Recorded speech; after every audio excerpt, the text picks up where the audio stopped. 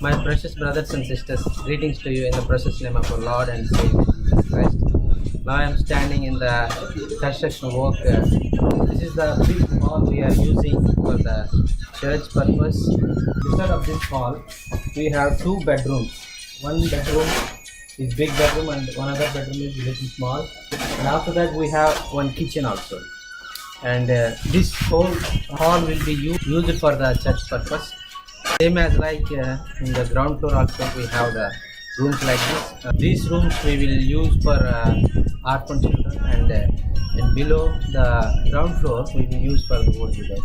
Please continually pray for this work, and if you are inspired to support this God's work, please help us financially, and it will be a great blessing to you and your family.